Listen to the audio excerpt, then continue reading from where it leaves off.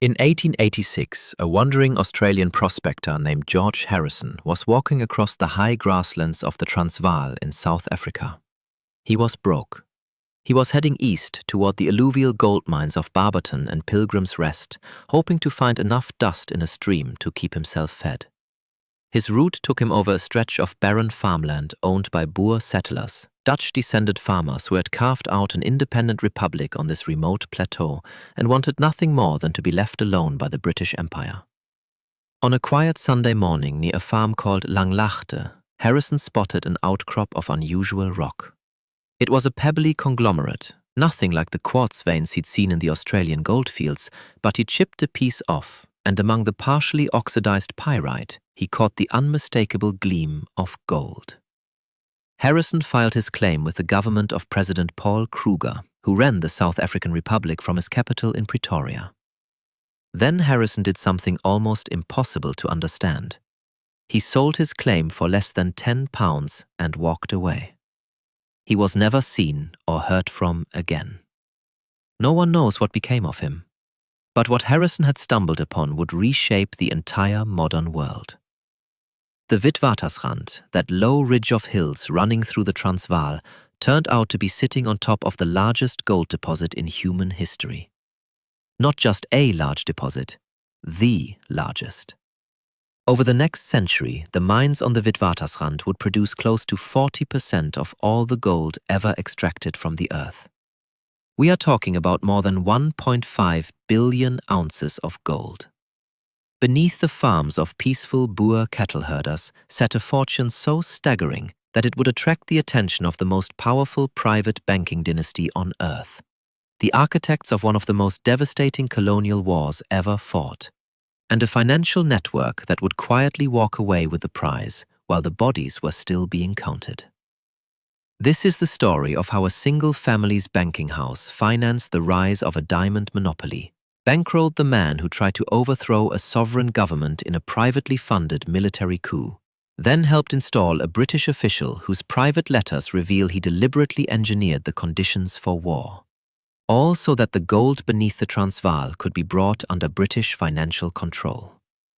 It is the story of Nathaniel Rothschild, the man they called Natty, and how his capital, his agents, and his connections built a chain of events that led to 450,000 British soldiers being deployed to crush a nation of farmers, to 27,000 women and children dying in concentration camps, and to the Rothschild banking house emerging from the ashes as the designated agent for setting the world price of South African gold in London.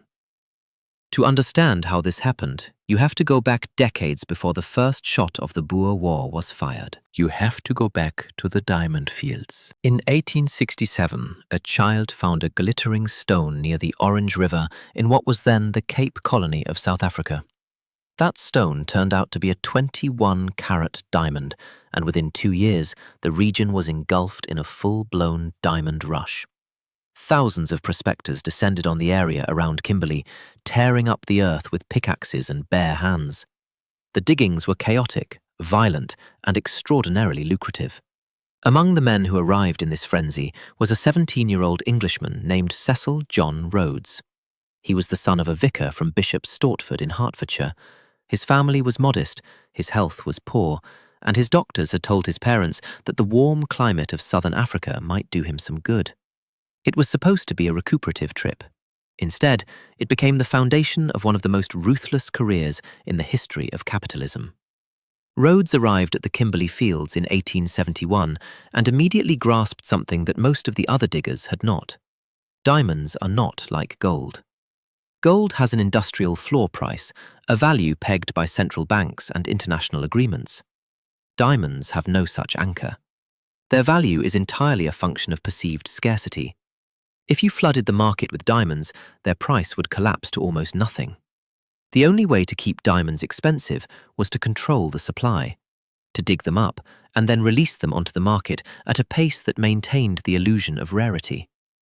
Rhodes understood this at 18 years old, and he spent the next 17 years of his life acting on it. He began buying up individual claims around Kimberley, one by one, merging small operations into larger ones, squeezing out independent diggers, and consolidating his grip on the fields. But he lacked the capital to complete the job on his own. He needed a financial partner with the resources to fund a monopoly on a global scale.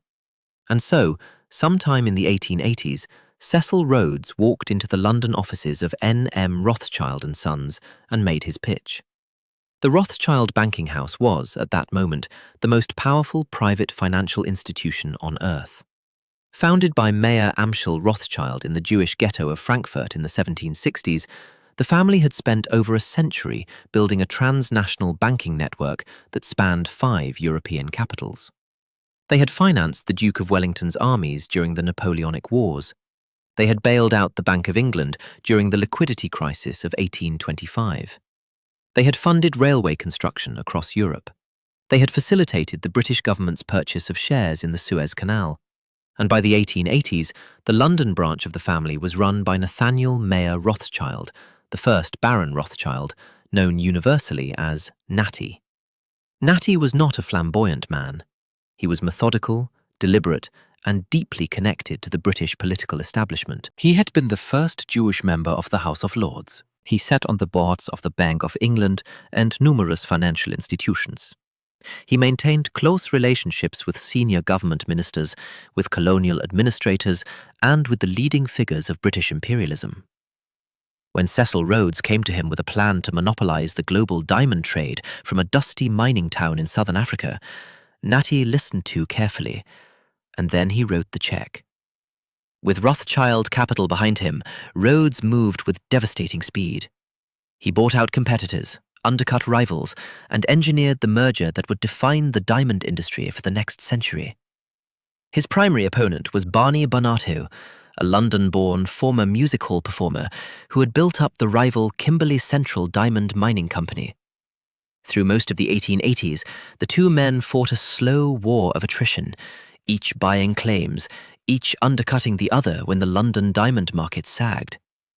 The decisive moment came in 1887, when Rhodes secured a substantial loan from the Rothschild banking house and used it to buy up shares in Barnato's company on the open market and through private deals.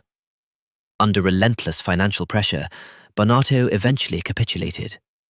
On the 13th of March, 1888, the two companies merged into De Beers Consolidated Mines. Rhodes was named chairman. The Rothschilds became the second largest shareholders. Within a year, De Beers controlled an estimated 90% of the world's rough diamond production. It was the most successful commercial monopoly the modern world had ever seen, and it rested on a foundation of Rothschild money. But for both Rhodes and his bankers, diamonds were only the beginning. When word of the Witwatersrand gold discovery spread through the financial circles of London and Cape Town, the implications were immediately clear to everyone who mattered. This was not just another gold rush. The geological surveys suggested a reef of gold-bearing rock that extended for dozens of miles beneath the surface. The deposit was deep, which meant it required industrial-scale mining, heavy machinery, chemical processing plants, and enormous amounts of capital. This was not a game for individual prospectors panning in streams. This was a game for men who could mobilize millions of pounds in investment. Men like Cecil Rhodes, men like Natty Rothschild. In 1887, Rhodes registered the Goldfields of South Africa Company in London with an initial capital of £250,000. His brother Thomas was the first chairman. Rothschild capital flowed into the new venture, and within a few years, Rhodes and his financial allies held significant stakes in the gold mines of the Witwatersrand. But there was a problem, and it was not a geological one. It was a political one. The gold lay inside the borders of the South African Republic, commonly known as the Transvaal, an independent Boer nation governed by President Paul Kruger. Kruger was a deeply conservative Calvinist farmer who had fought the British before. He remembered the British annexation of the Transvaal in 1877. He remembered the First Boer War in 1880 and 1881, when Boer commandos had humiliated the British at the Battle of Majuba Hill and won their independence back. Kruger was determined that his republic would not be swallowed by the British Empire again.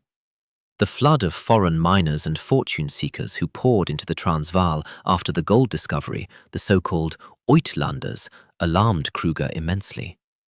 By 1891, the number of white settlers in southern Africa had swollen from around 250,000 in 1870 to over 600,000, and most of the newcomers were British subjects who had settled around Johannesburg to work the gold mines. They soon outnumbered the Boer population. Kruger responded by imposing a 14-year residency requirement for Uitlanders before they could vote, heavy taxes on the mining industry, government monopolies on essential supplies like dynamite, and high tariffs on railway transport. These measures were designed to extract revenue from the mines while preventing the Uitlanders from seizing political control of the Republic. From Kruger's perspective, this was self-defense. From the perspective of the mine owners, it was an intolerable burden on their profit margins. The mining magnates, the men the Boers called the landlords, wanted a government in Pretoria that was sympathetic to their interests. They wanted lower taxes, cheaper labour, reduced transport costs, and most importantly, they wanted political control. And behind the landlords stood the Rothschild banking house, whose investments in South African gold and diamonds made the financial outcome of this political struggle a matter of direct concern to the most powerful bank in London. Rhodes, by now serving as Prime Minister of the Cape Colony while simultaneously running De Beers and the Goldfields Company, decided that patience was not going to work. Kruger was not going to reform. The Uitlanders were not going to be given the vote. The only solution, Rhodes concluded, was to remove Kruger's government by force. And so, in 1895, Rhodes hatched one of the most reckless and disastrous schemes in the history of British imperialism, the Jameson Raid. The plan was deceptively simple. A reform committee of prominent Uitlander businessmen in Johannesburg, financed by figures like Alfred Bate, Lionel Phillips, and the American mining engineer John Hayes Hammond, would organize an uprising inside the Transvaal. Simultaneously, an armed column of around 500 men from the British South Africa Company, Rhodes's private colonial army, would ride across the border from Bechuanaland under the command of Dr. Leander Starr Jameson, a close friend and associate of Rhodes. The column would link up with the Uitlander rebels, march on Pretoria, and topple Kruger's government. The whole thing was supposed to take 3 days. It was a catastrophe from the very first moment. On the 29th of December, 1895, Jameson's column crossed the border into the Transvaal. They were armed with Maxim machine guns, light artillery and rifles, but they were riding into a trap. The Transvaal's intelligence service already knew about the raid. Jameson's men had cut the telegraph wires to Cape Town, but they had left the lines to Pretoria intact, which meant the Boer government could track their every movement. Boer commandos shadowed the column, harassing them with rifle fire from positions they could not see. The anticipated uprising in Johannesburg never materialized. The Reform Committee lost its nerve. After 4 days of riding through hostile territory without sleep, Jameson's exhausted force reached a farm called Doornkop, just 2 hours from Johannesburg. They were surrounded, outnumbered, and cut off. 65 men had been killed or wounded. Jameson raised the white flag and surrendered. The political fallout was enormous. Rhodes was forced to resign as Prime Minister of the Cape Colony. He was stripped of his position as a director of the British South Africa Company. Jameson was handed over to British authorities, tried in London, and sentenced to 15 months in prison. The colonial secretary, Joseph Chamberlain, who had given the raid his tacit approval and even provided staging ground in Bechuanaland, scrambled to distance himself from the scandal. Rhodes held incriminating telegrams that proved Chamberlain's foreknowledge, and he used them to blackmail the colonial secretary into preserving the charter of his British South Africa Company. It was a sordid affair from top to bottom, but the most important consequence of the Jameson raid was that it confirmed every fear the Boers had about British intentions.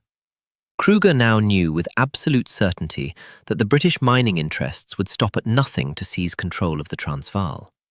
He began arming his republic, importing Mauser rifles and Krupp artillery from Germany and France. Boer-British relations, already strained, entered a death spiral. And this is where the story takes its most deliberate turn. Because the Jameson raid had failed, and because Rhodes had been publicly disgraced, the task of bringing the Transvaal under British control was passed to a new figure, a man who was far more patient, far more methodical, and far more dangerous than Cecil Rhodes had ever been. His name was Alfred Milner. Milner was born in Germany in 1854, but was raised and educated in England. He was a graduate of Balliol College, Oxford, a former journalist, a former civil servant in Egypt, and a political operator of exceptional skill. In 1897, he was appointed British High Commissioner for South Africa and Governor of the Cape Colony. His appointment was not accidental. Milner had been recommended by powerful figures in London who understood that the situation in South Africa required a steady hand and a willingness to push events toward a particular conclusion. Milner's private correspondence, preserved in the Bodleian Library at Oxford, reveals a man who arrived in South Africa with a clear objective. He believed that the Transvaal could not be allowed to remain independent as long as it controlled the richest goldfields on earth. And he believed that war was the most efficient means of resolving the situation. In his letters, Milner was remarkably candid. He described his approach not as diplomacy, but as deliberate provocation. He cultivated the Uitlander grievance about voting rights, amplifying it far beyond its actual significance, transforming it from a local political complaint into a matter of British imperial prestige. He pressured the Colonial Office in London to adopt an increasingly aggressive posture. He rejected Boer concessions that, by any reasonable standard, should have been acceptable. When Kruger offered to reduce the residency requirement for Outlander voting rights from 14 years to 5 years, Milner rejected the offer. When further concessions were proposed, Milner moved the goalposts again. He was not negotiating in good faith. He was engineering a diplomatic crisis that would make war inevitable. Behind Milner stood the same network that had backed Rhodes. Lord Rothschild maintained close contact with Milner and with the colonial administration. The mining magnates who had financed the Reform Committee during the Jameson raid were still operating in Johannesburg, still pressing for political change, still communicating with their financial backers in London. Rhodes himself, though publicly disgraced, remained an influential figure behind the scenes. He was a member of a secretive group that included Milner, Lord Rothschild, the journalist William T. Stead, and several other powerful individuals, all of whom shared a vision of expanding British imperial control across southern Africa and eventually uniting the English-speaking world in a federal structure. Through the summer of 1899, the tension escalated inexorably. British troop reinforcements were quietly dispatched to South Africa, even as the colonial secretary, Joseph Chamberlain, publicly intimated that a settlement was forthcoming. It was a deliberate deception. The Boers could see the military build-up on their borders, and they understood what it meant. On the 9th of October 1899, the Transvaal government issued an ultimatum to Britain demanding the withdrawal of troops from the frontier. When the ultimatum expired without a response, the Second Boer War began. What followed was one of the most brutal and costly conflicts in the history of the British Empire. The Boers were not a professional army. They were farmers, cattlemen, shopkeepers and preachers who fought as mounted commandos, using their intimate knowledge of the terrain, their marksmanship, and their mobility to inflict devastating losses on the British regulars. In the opening months of the war, the Boers besieged the British garrisons at Ladysmith, Kimberley, and Mafeking. Rhodes himself, in a characteristically dramatic gesture, travelled to Kimberley and placed himself inside the besieged city, using his political influence to pressure the British military to divert resources toward relieving the siege rather than pursuing more strategically important objectives.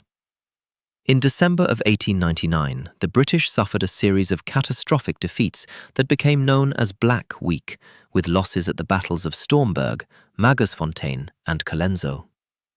The British eventually responded by pouring massive reinforcements into South Africa.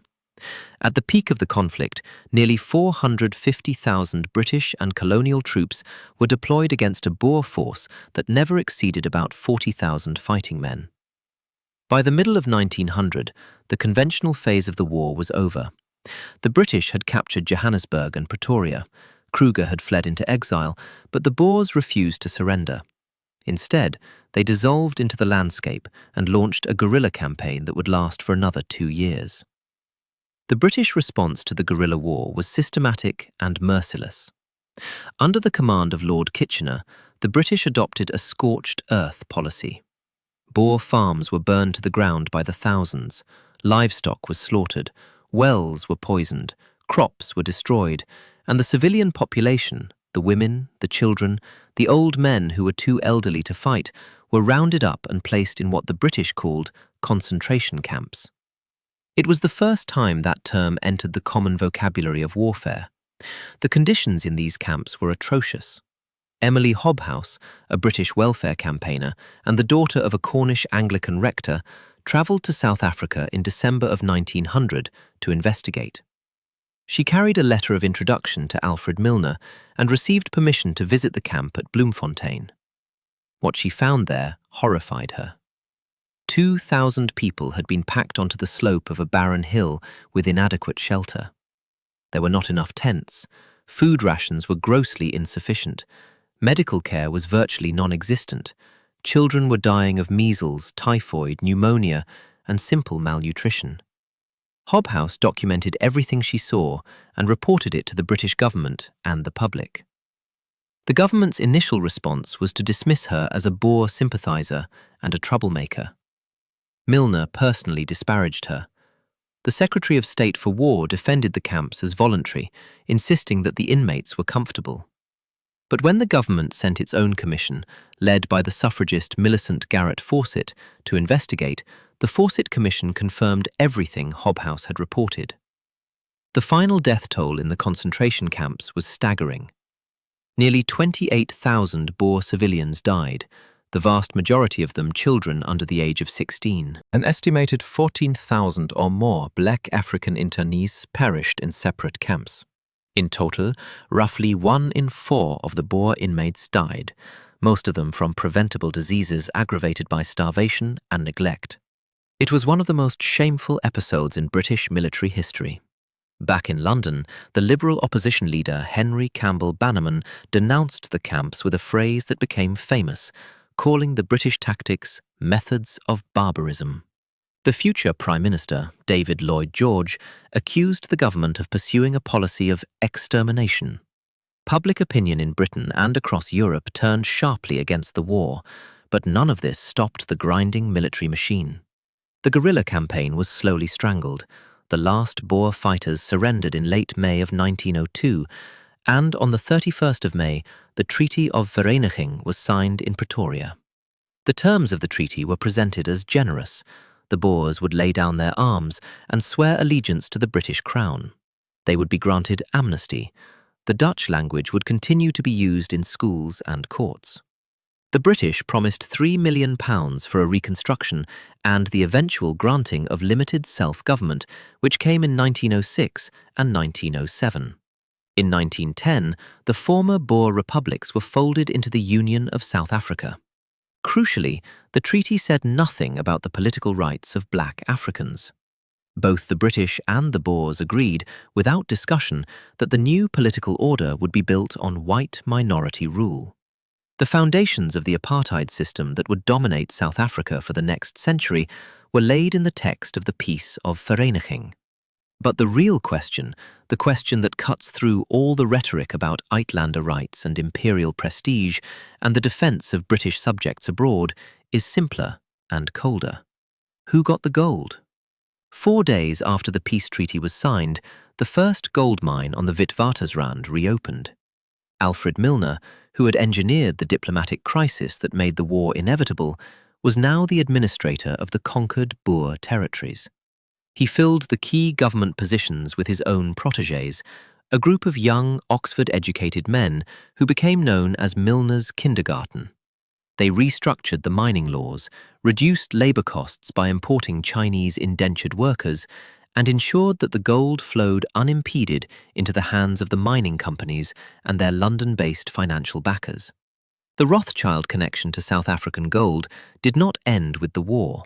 It deepened. N.M. Rothschild and Sons had been intimately involved in the South African mining industry for decades. They were the second largest shareholders in De Beers. They held stakes in gold mining operations on the Witwatersrand.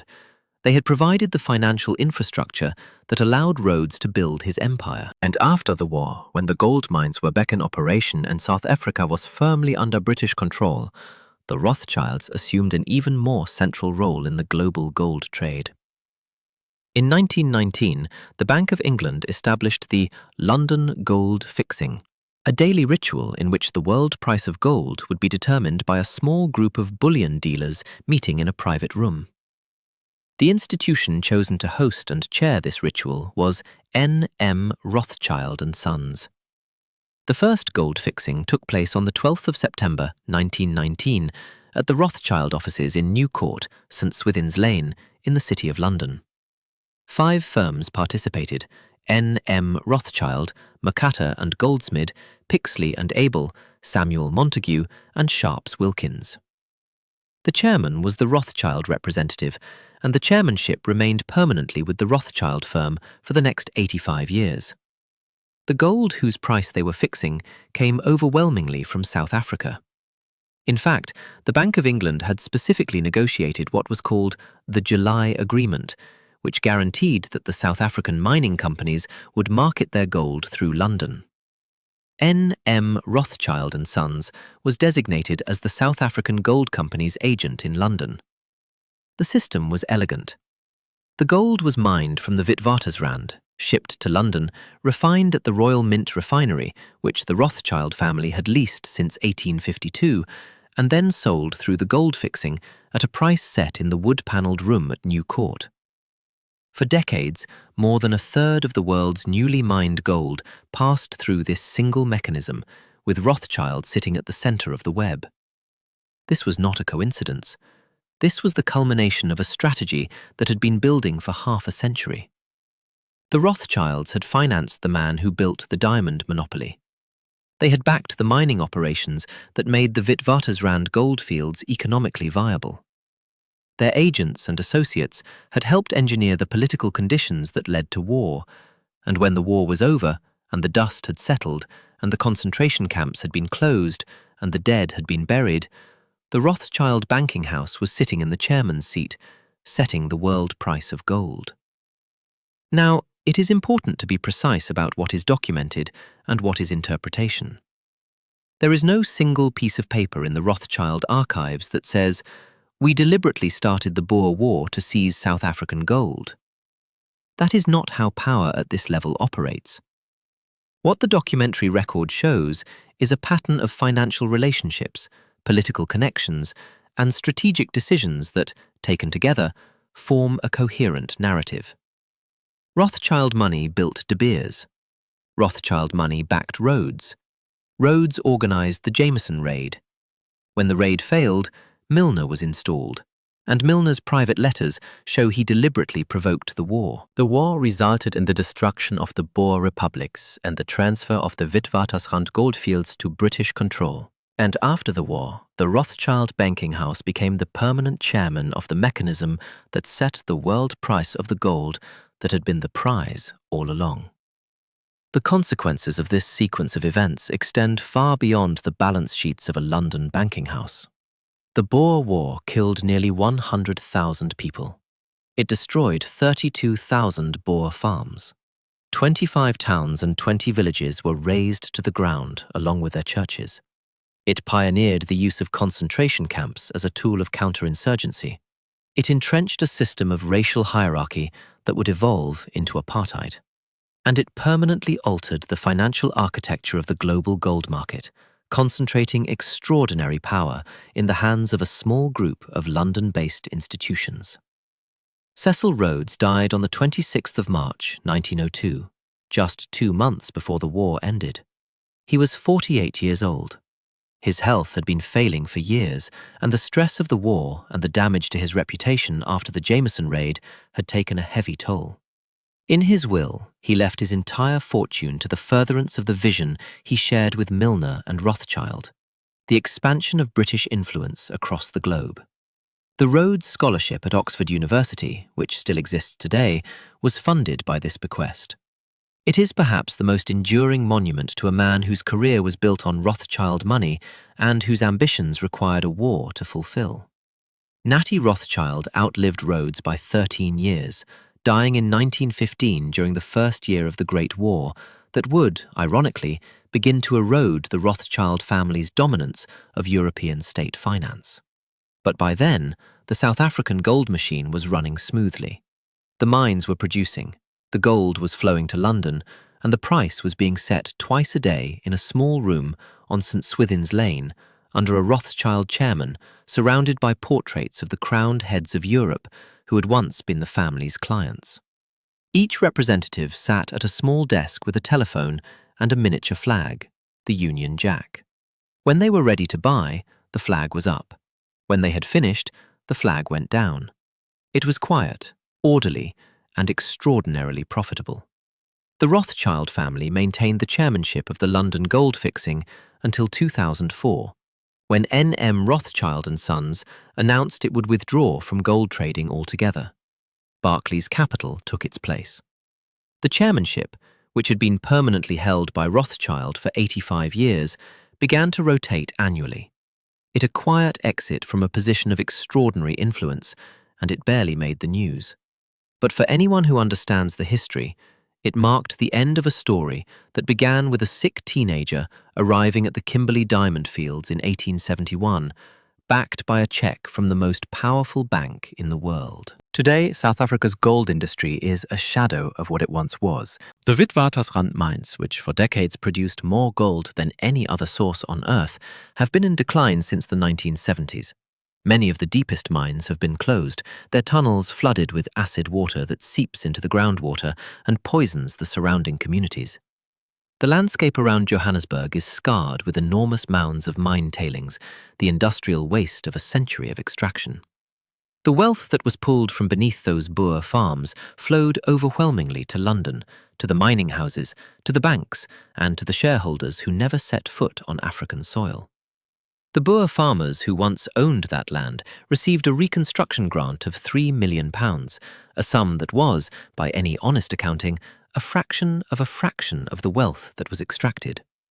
The black African population, whose labour was essential to the mining industry and who suffered enormously during the war, received nothing at all.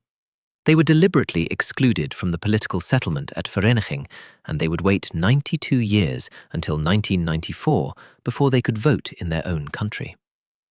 There's a tendency in historical narratives to present events like the Boer War as the inevitable product of impersonal forces, the clash of empires, the logic of industrialization, the irresistible pull of mineral wealth. And there is truth in that framing, but it obscures the fact that behind every so-called impersonal force, there are specific individuals making specific decisions for specific reasons. There was a specific banker who wrote a specific cheque to a specific young man in Kimberley. There was a specific raid organised by specific people for the specific purpose of overthrowing a sovereign government. There was a specific diplomat who, in his own private letters, described engineering the conditions for a specific war. And there was a specific banking house that, when the war was over and the gold was flowing, sat down in a specific room in the City of London and began setting the price. The Boer War was not some distant colonial conflict fought over abstractions. It was a war fought over gold and diamonds, financed by private capital, engineered by men who knew exactly what they were doing and why. The human cost was enormous.